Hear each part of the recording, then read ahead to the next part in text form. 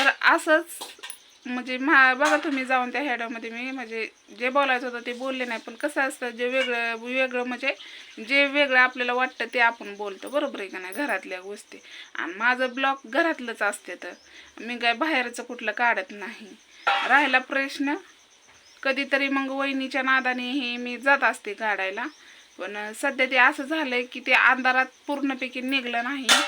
आणि बघू तरी पण लाईट मी फोकस करायचा आहे, पण बघू आता कसं होत आहे कसं नाही.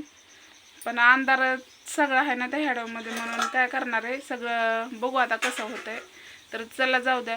तर राहिला प्रश्न उपास धरण्याचा, तर आजपासून मी गुरुवार चालू केल्यात आणि आपली अन्वी गुरुवारचीच जन्मली, त्यामुळं पण काही अन्वीबद्दल पण आहे. म्हणलं चला आपण लेकरासाठी, म्हणलं आपल्या जीवासाठी नाही, म्हणलं लेकराच्या जीवासाठी आपण करायला पाहिजे. आणि आई कोणत्या बी गोष्टी करते, कुणी पण सांगू द्या की हे कर लेकरासाठी ते कर, तर आई करतेच. म्हणजे माझंच नाही सांगत, प्रत्येक आईचं मी सांगते की लेकराच्या बाबतीत. आणि आपली बानू तशी असल्यामुळे तर मी काळजी एवढी घेते. मी उपासाला मानत नव्हती बरं का, मला सैन पण होत नव्हतं उपास पहिलं.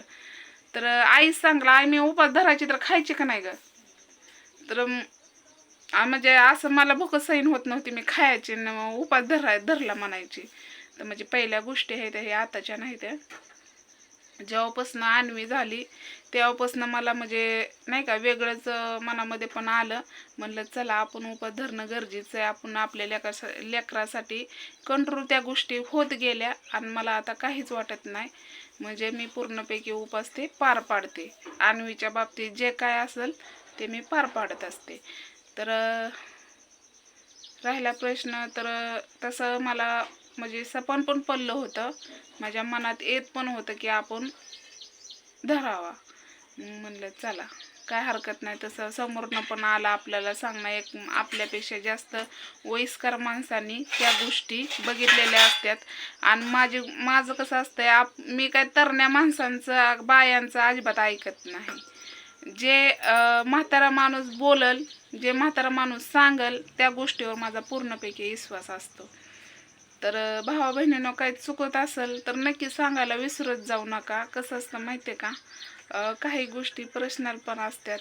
आता शेअर केला सोशल मीडियावर तर माणसं म्हणजे एक तोंड नसते, बरोबर आहे का ना. मग चहा झाला तिचा, चहा मला पण दिला. आमच्याकडे ब्लॅक असतं चहा, दुधाचा फक्त म्हणजे दूध फक्त बानूलाच असतंय. आम्ही दुधाचा चहा करत नाही कधीच.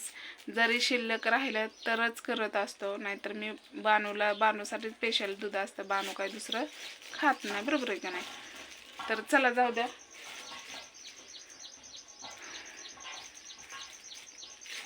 काय बोलायचं होतं आता, कसं आहे माहिती आहे का, भरपूर जणांना अशा गोष्टी माहिती असतात किंवा नसतात, मला नाही माहिती. पण ज्या घरातल्या गोष्टी त्याच बाईला माहिती असतात, ज्या बाई त्या घरात असते. आता तुमच्या घरातल्या गोष्टी मला माहीत नाही, त्या माझ्या घरातल्या गोष्टी मी सांगते म्हणून तुम्हाला माहिती पडते. पण काही गोष्टी असतात पर्सनल पण सगळ्याच जर गोष्टी आपण सांगितल्या तर काही म्हणजे भावा बहिणींना तुम्ही गलत नका समजू. काही आता कमेंट करणारे पण असतात, त्यांना तेवढंच निमित्त घावतं म्हणून मी सांगत नाही. राहिला प्रश्न, भरपूर जण असे म्हणतात दीक्षा कुठं गेली, तर दीक्षा हॉस्टेलला आहे. की दीक्षा म्हणजे कमेंट वाचल्यामुळं मग मला काही लेकरांना खेडवमध्ये घेऊ वाटत नाही. आता तुम्ही मला काय पण म्हणा नका, वाईट म्हणलं तरी चालेल, काही तसं असतं का दाखवत जा. पण कसं आहे, काही जण भावा बहिणी माझे चांगले आहेत, ते मला म्हणतात की लक्ष देत जाऊ नको कोणाकडे. पण नाही लक्ष दिलं तरी पण त्या कमेंटकडे लक्ष जातंच. आणि राहिला प्रश्न लेकरांच्या बाबतीत बोलायचा, तर तुम्ही जे बोलायचं ते मला बोलत जावा, कारण मला बोललेलं मला काहीच वाटत नाही. कारण त्या गोष्टी मी लय सहन केलेल्या आहेत, त्या नवऱ्याच्या इकडं इतक्या सहन केलेल्या आहेत, ते क्षणाला मला त्या गोष्टी आठवण होत्यात, म्हणून मला त्या गोष्टी माझ्यासाठी मेलेल्या आहेत.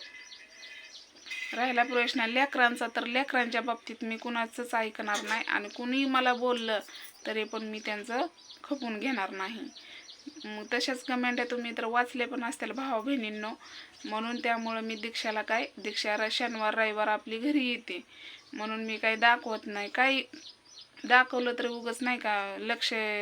आता तुम्ही समजू शकता एका आईचं म्हणणं काय असेल ते. तर चला जाऊ द्या, लय झाल्या त्या गोष्टी सांगणं बोलणं. आता मला कपडे धुवायच्यात, बानूच्या आंघोळ वगैरे झाली, सगळं झालं. आता ही फराळ बनवायला लागली तर मी कपडे धुवून घेते. तर आपल्याला जायचं आहे कामाला. तर कामाला कुठं जाते तर तिथं आम्हाला हेड्या बनवायला परवानगी नाही. मोबाईल आमचा जमा होते तर म्हणून मी काय काढणार नाही. बरोबर आहे का नाही. त्या गोष्टी आपल्याला पोट भरत असतील, जिथं आपल्याला काम करायचं जिथं मनाई असेल तिथं चुकीचं आहे हेड्या काढणं. मला पण हे वाटतंय. मग चला बाय. हेड आवडला असला तर नक्कीच लाईक करायला विसरू नका भावा बहिणींनो. बाय.